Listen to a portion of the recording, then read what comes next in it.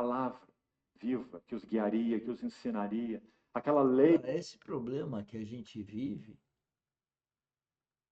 de estar apostata, de estar distante, de não crer na vida espiritual, de não ser um verdadeiro discípulo de Cristo, isso sempre aconteceu.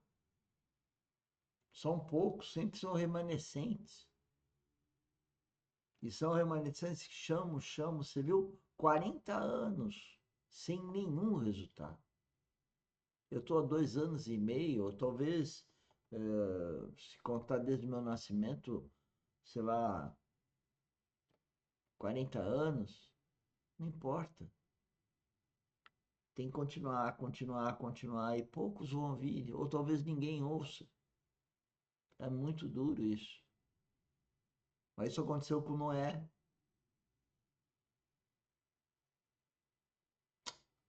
aconteceu com Moisés.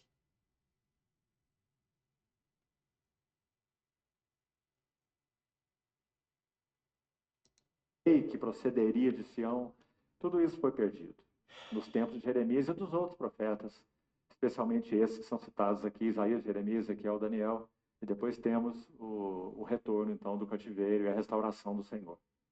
Então, é importante vermos primeiro esse quadro geral.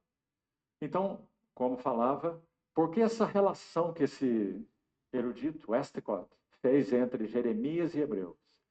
Jeremias, o grande chamado ao arrependimento. Se essa porta não for claramente vista, se nossos caminhos não forem esquadrinhados, como podemos voltar ao Senhor? O que foi que lemos ali em Jeremias 3? Esquadrinhemos os nossos caminhos, provemos e voltemos para o Senhor. Agora, por que Epístola aos Hebreus? Meus irmãos, não há nenhuma epístola no Novo Testamento que tenha as advertências mais solenes do que a Epístola aos Hebreus. Nenhuma delas. A Epístola aos Hebreus apresenta as advertências mais contundentes de todas as epístolas. Agora, olha aqui o equilíbrio. Por que ela apresenta as advertências mais contundentes? Porque, de novo, é a Epístola aos Hebreus que nos apresenta os privilégios mais elevados da jornada cristã. Lembra-se como ela conclui? Não haja entre vós um impuro ou profano como foi Esaú. Por um repasto vendeu o seu direito de primogenitura, a bênção dobrada. Que segundo o capítulo 12 do livro de Hebreus, estude o capítulo com cuidado para você ver. O autor vai dizer que essa porção dobrada que Esaú rejeitou, Esaú está lá no capítulo 12 como um profano. O que é profanar? Profanar é considerar o que é santo como sendo comum. O que era santo para Esaú? A sua herança, o direito de primogenitura. O que era comum? Um prato de lentilhas. E ele troca o direito de primogenitura por um prato de lentilhas. Isso é profanar. Considerar o sagrado como. Profanar é transformar uma coisa sagrada em comum. Aí um belo dia, eu falando da nossa empresa,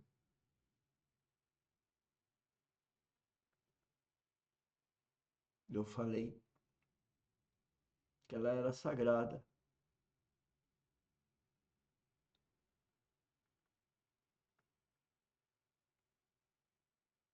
Mas ela é profanada. O mundo vê como uma derrota. E a gente vê como uma tristeza daquele que não vê o que é sagrado. E eu me sinto muito triste.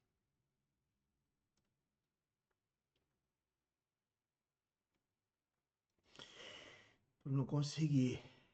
E não sou eu que consigo. É o Espírito Santo. Se ouvido, Cristo falou, quem tem ouvidos ouça o Espírito. Mas ninguém quer ouvir. E ainda transformam coisas sagradas em profanas. ou profanam as coisas sagradas. Vamos ouvir. Como sendo comum. Então, no contexto do capítulo 12, o que é sagrado? No contexto do capítulo 12, a herança, o prêmio. Tendes chegado ao Monte Sião, a cidade do Deus vivo, Jerusalém celestial, a incontáveis hostes de anjos, a igreja dos primogênitos, arrolados no céu, recebendo nós um reino, Hebreus 12, um reino inabalável. Retenhamos a Recebamos um reino inabalável, não esse mundo que jaz no maligno. graça, pela qual servamos a Deus de modo agradável, ou de modo a agradá-lo, com reverência e santo temor, porque nosso Deus é um fogo consumidor. Então, qual é o prêmio em Hebreus capítulo 12? O reino, recebendo um reino inabalável. Ele começa com uma advertência com respeito à negligência e ele termina com uma advertência a respeito da indiferença. E a indiferença é o que havia no coração de Esaú. De que me vale o direito de primogenitura, se eu estou aqui morrendo de fome? Então ele faz aquela troca com Jacó. E Jacó, com toda a sua esperteza, que seria então trabalhada pelo Senhor de um modo tão especial, havia algo em Jacó que sim foi louvável. E o que foi? Ele desejou o que Esaú desprezou. Não é? Então amanhã pela manhã, se o Senhor permitir, nós vamos ver esse trabalho de Deus, os fundamentos da realidade espiritual da casa de Deus em Jacó, porque é aí que o assunto começa, em Gênesis 28. Então, creio que o motivo desses dois livros terem sido assim selecionados por esse irmão é porque Jeremias faz o grande chamado ao arrependimento e Hebreus apresenta os privilégios mais altos da jornada cristã. Então, ele conclui seu texto dizendo que a igreja nesse tempo possa ouvir esse ensino enquanto ainda há tempo para usá-los. Você sabe que lá no meio do livro de Hebreus você tem uma grande advertência com relação à apostasia. Não é verdade? Hebreus 6. E Paulo também faz essa exortação aos Tessalonicenses, dizendo que importa que venha a apostasia. E nós, meus irmãos, certamente já estamos vivendo esse tempo. Um tempo de abandono dos fundamentos da fé. Um tempo de abandono da palavra de Deus. Um tempo em que se diz que esse livro contém casca e grão. E precisamos usar os instrumentos que tivermos para separar nesse livro o que é inspirado e o que não é inspirado. Assim é dito. Casca e grão. Sabe, meus irmãos, o único lugar onde casca e grão precisam ser separados é em nós.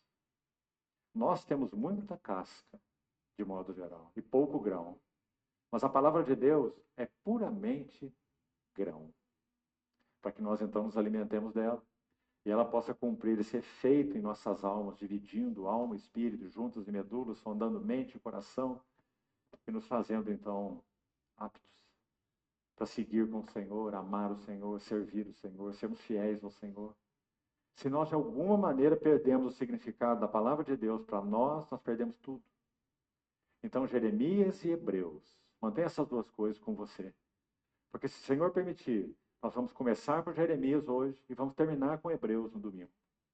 Mas com este foco. Não vamos estudar a Epístola aos Hebreus, nem mesmo fazer uma panorâmica dela. Nós vamos abordá-la com este foco. Fundamentos, quais são os fundamentos da realidade espiritual da casa de Deus. Sem fundamentos, não há casa. Então vamos seguir. Jeremias capítulo 2. Vamos ver com atenção esses 8 primeiros versos tão maravilhosos desse livro. Jeremias capítulo 2. Vamos começar versículo 1.